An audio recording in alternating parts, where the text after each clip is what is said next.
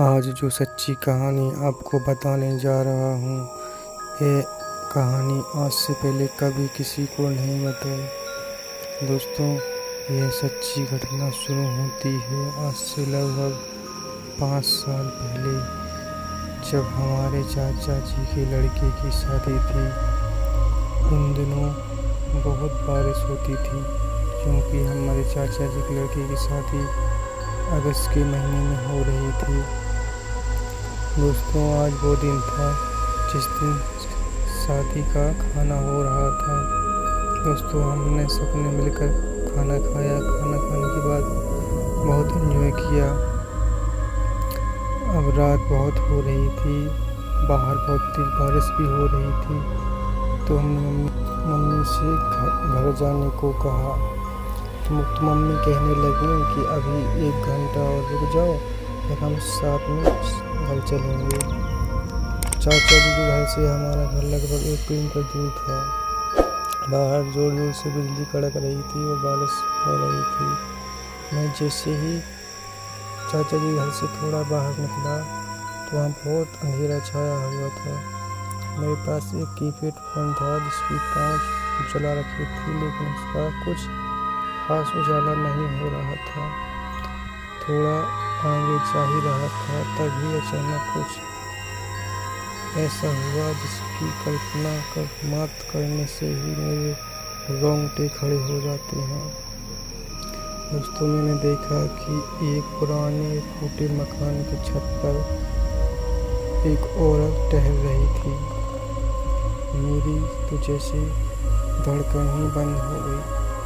मैंने देखा कि वह एक ही ओर देखी जा रही है और मेरी तरफ ही देख रही थी।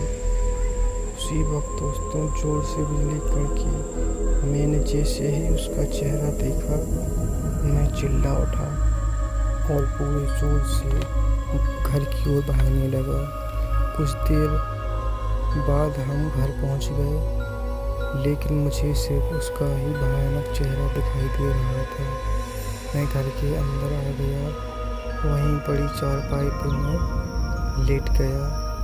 कुछ देर बाद लेटने के बाद मुझे ऐसा लगा मानो मेरी चारपाई के नीचे कोई बहुत तेज रफ्तार से यहाँ से वहाँ भाग रहा हो। मैं बहुत घबरा गया और पसीने से पूरा भीग गया। मैंने दोस्तों अपना फ़ोन उठाया।